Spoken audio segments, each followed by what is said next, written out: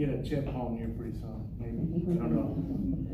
Hanging around with it. This is, speaking of mental borders, sometimes we put that on ourselves. This is a little funny poem, but true in a way. This is called Latter-day Mexican-Americans. Our Lady Mary of the Connected Dots down at the Church of the Latter-day Mexican-Americans asked me if I wanted to place an order for tamales to help fund the spaceship that they were going to buy to visit God. What? To see if he was really fair-skinned with blue eyes or if he was brown and poor like the rest of us. To ask him if hell was mainly for brown Indians from the country formerly known as Aztlan, or was it just a haven for country singers named Willie or Hank? Or maybe to ask how much more Anglo we must pretend to be to at least smell the lemon pies made in heaven's kitchen. I was gonna say, no, Sister Mary, I don't want to buy any damn tamales. Besides, that clunker of a ship that your preacher is looking into won't fly past Uranus. Then I got to thinking that I would really like to know if they make lemon pies in heaven, so I quickly responded, how much is a dozen?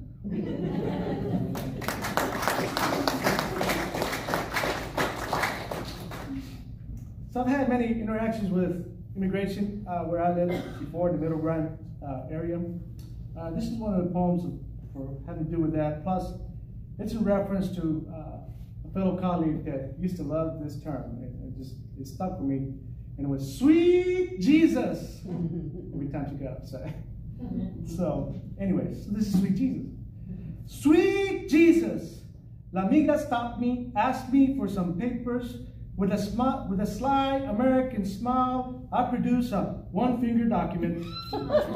Needless to say, they thought my presentation was a little weak, adding that it needed some revision. So I produced a second document with my other hand. They were quickly unimpressed. So after a few hours of interviews, several musical chair dances around my car, they finally figured out how American I really was, despite my Mexican answer sheet, yet it does beg me to question. Does my blatant arrogance bother them as much as the color of my skin? Why do you question my allegiance to this mighty human race? What is it about me, about this glorious place, this United States of Aztlan? Why must we bicker about ownership in a world equally ours? God is surely shaking his head, wondering, can't they all just get along? Sweet Jesus!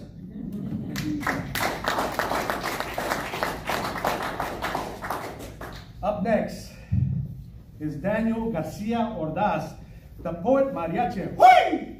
Screw that wall! Screw that wall! Screw that wall! Screw that wall!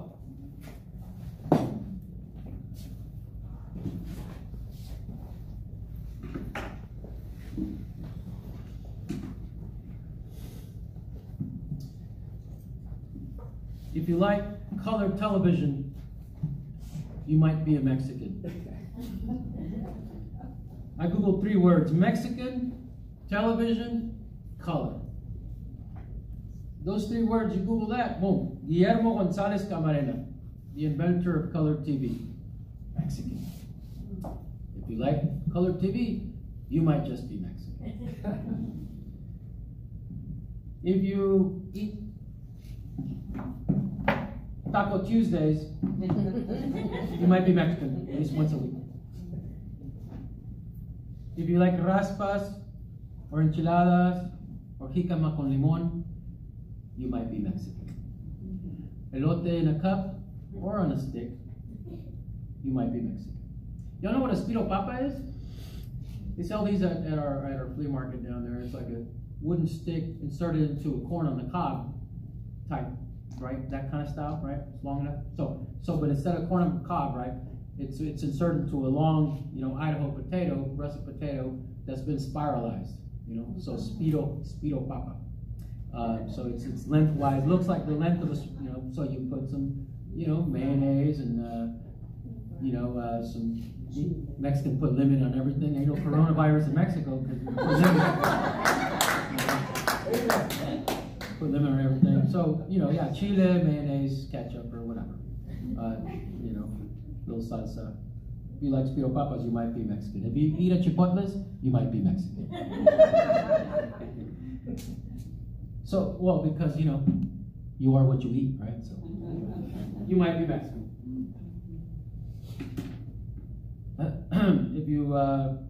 If you like Lynda Carter, Wonder Woman, you might be Mexican.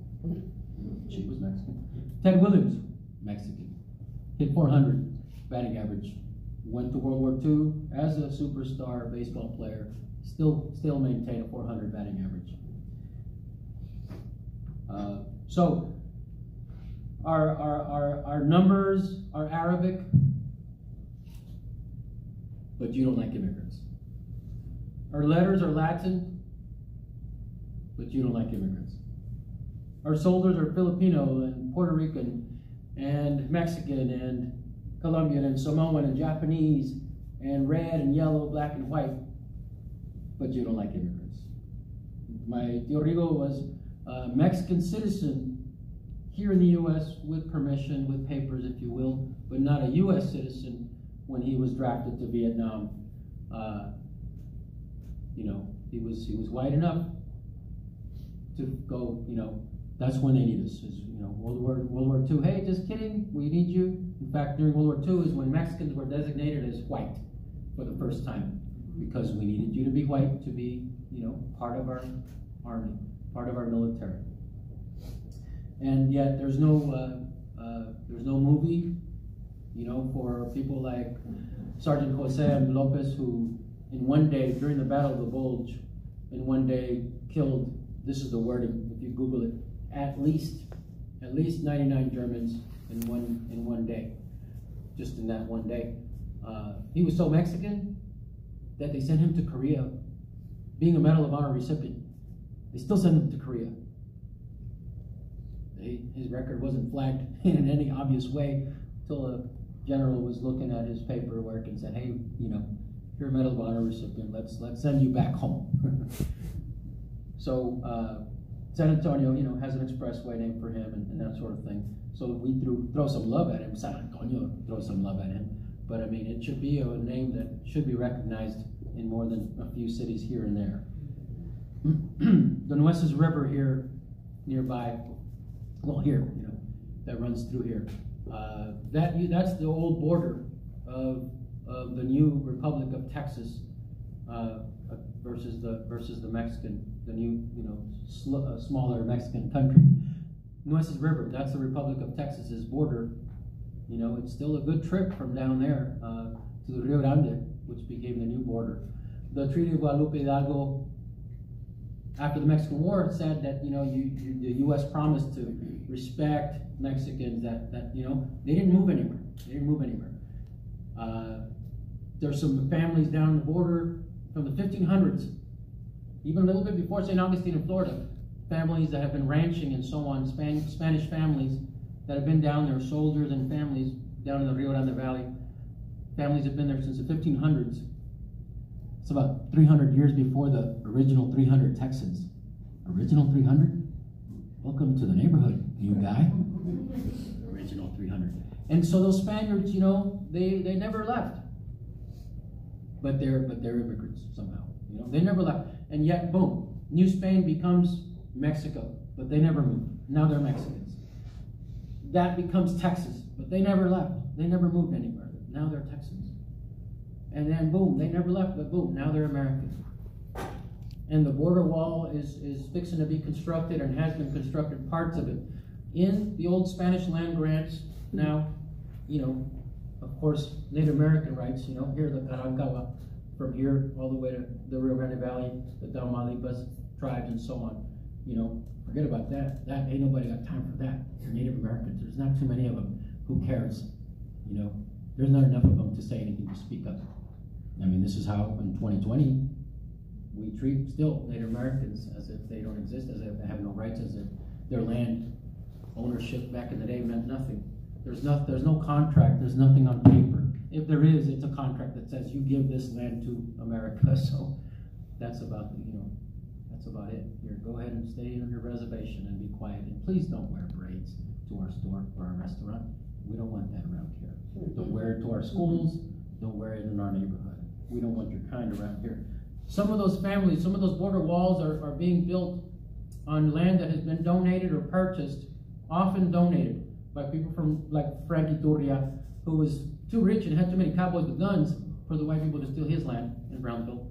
Tons of land that has been given away by the Turria family to the National Wildlife refuges down there that have been established, you know, as untouchable land, that where oil and so on, gas and so on cannot be, you know, it's about protecting the natural habitat. The riparian forest that existed there before about 100 years ago, white folks started to move to the Rio Grande Valley to remove the ranches, remove the cattle, and make it into agricultural land for farming.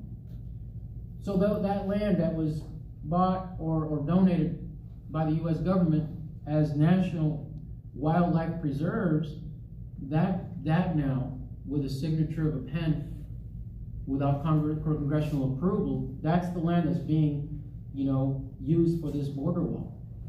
And endangered creatures like the ocelot, like the chachalaca, birds that don't fly too high, you know, small cats like the ocelot and other creatures, you know, that's who's being, you know, forgotten as well down there. So this land, you know, that was supposed to be preserved, I mean, the National Butterfly Center down there, their land has been bulldozed without even a court order, or rather, I should say, with a court order saying not to do it, still bulldozed. Private groups are raising millions of dollars for a tiny piece of border wall that's smaller lengthwise than this building, and it's millions of wasted dollars that is going against international treaties that say you cannot build certain kind of structures too close to the river, because when the river does flood, and it does flood, then it affects flooding on the other side of the, you know, of the border. But who cares what happens on the other side of the border? When our weatherman shows us the weather, Mexico never freezes. There's never any rain in Mexico. I mean, the map just shows our side. You know, who cares what the temperature is for people a stone thrown away? Screw them. Let them have their own television. But the journalists in Mexico, good Lord, are being killed left and right. So what is on their news anyway these days? So the border, you know, is a very complicated place. And Lena talked about Gloria Saldúa, who called the border una herida abierta, an open wound, that every time it starts to heal, man, Uncle Sam comes up and rips that Band-Aid off, and everything is fresh again, and that wound is bleeding again and oozing out again. And, you know, so this leads to the forgotten fact of, you know, Guillermo Gonzalez Camarena, the inventor of color TV. This leads to me Googling just 3 words: Boston beating.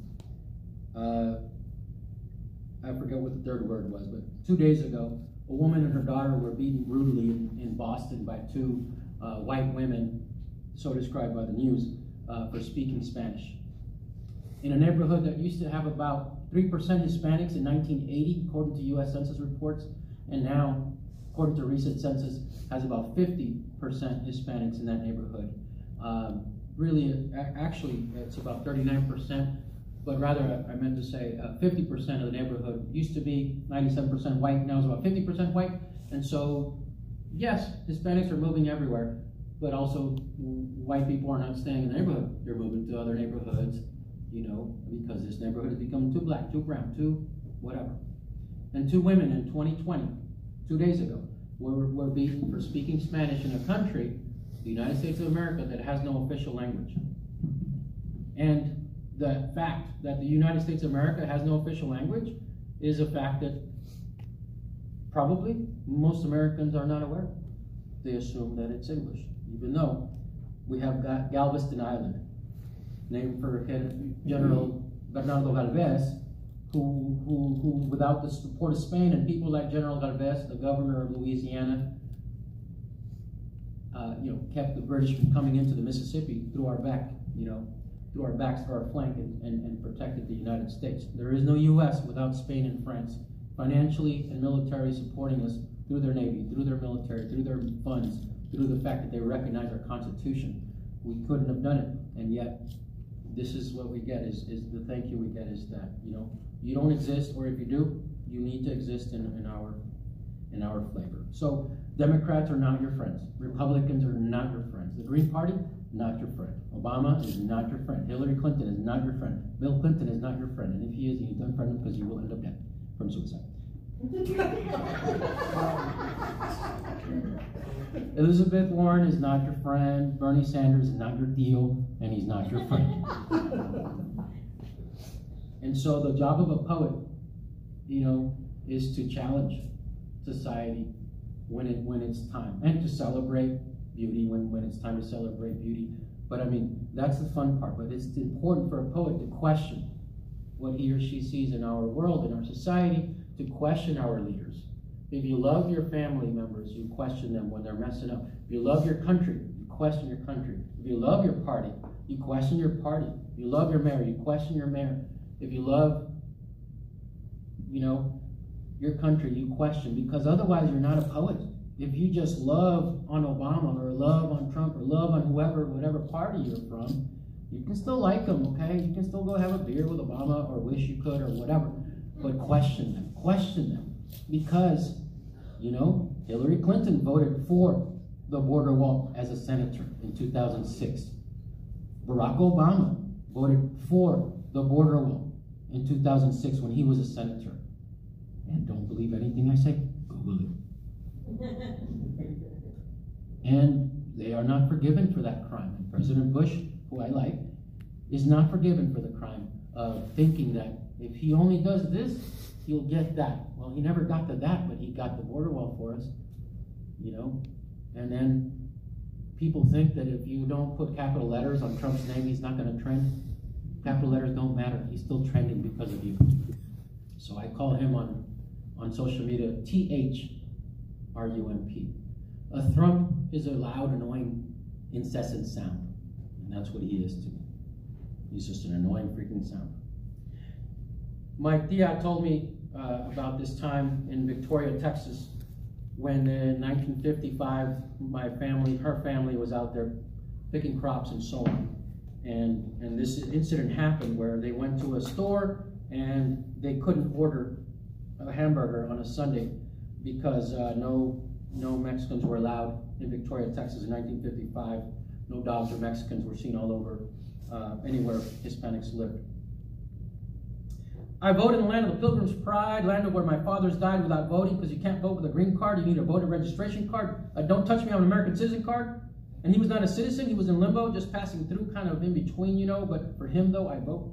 I vote in the land of the free at last, thank God Almighty, we're free at last to vote without paying a poll tax, without having to prove our knowledge of grammar and syntax. I just stand in line, stay on my side of the no campaigning sign and just relax. I just show my ID and I vote in the land of no Mexicans allowed inside the restaurant, in the land of order your chicken in a basket and a Coke through the window in the back burner of 1950s, Victoria, Texas, America, the beautiful, for spacious skies and crowded urban streets, for amber waves of grain, maintained in perfect rows by asadones and pesticides, for purple mountain majesties of Columbine shootings and classroom settings above the fruited plain where the deer and the buffalo and the Native American roam, before we became a burden and they said we couldn't vote. And before them was the Irishman and the Chinaman and the German and the Russian and the Hungarian and the Jew and the poor men and women who couldn't vote. I vote in the name of liberty, in the name of the land of opportunity, in the name of freedom for our posterity, paid by the blood of the volunteer citizenry.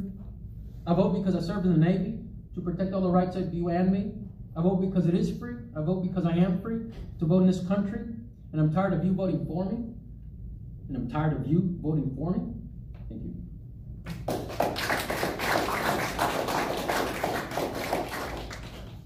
So, just as I have about 30 seconds left, I'll give you a tiny piece of the chess poem. I'll read all of it. So as I'm finding the page, just want to remind everybody that you've been Mexican since at least the 1990s, because that's when salsa took over as the #1 condiment in this country. Ketchup, mayonnaise, mustard are way far behind. These are a few of my favorite ches. Sing along if you know the words. Chitos, chalupas, and chilaquiles, cholos and chucos, chales and chiles, chelas and chachas and chocolate. These are a few of my favorite ches. Chupacabras, cheves, chicharras, charros, chicotes, chicos y chatas, Michoacan, Machu Picchu, and Tenochtitlan, Chiche, and Itza are all names of lands. All the Mayans and the Aztecs and people like me, we like to use the sound ch, can't you see? Chapulín, chiripiolca, la chimortrufia, chanfle, chiflados, la chilindrina. Some people are like, dude, man, let's just go. Go ahead, leave if you don't like my show. El Chavo, el Chompiras, and Chespirito, Chiquitilina, te hace chiquito, Parangaraku, tiri mi cuaro. Wait a minute, darn it, that doesn't go. All the Mayans and the Aztecs and people like me, we like to use the sound ch, can't you see? Champurrado, chubasco, chente, chabelo, chaqueta, chaleco, Michigan and Chicago. Pachanga, charanga, huarache, rancho, chivos y changos y cucarachos. Chicharrones, muchachitas, mariachi bands. For Mayans and Aztecs and people like me, it just doesn't get more grand.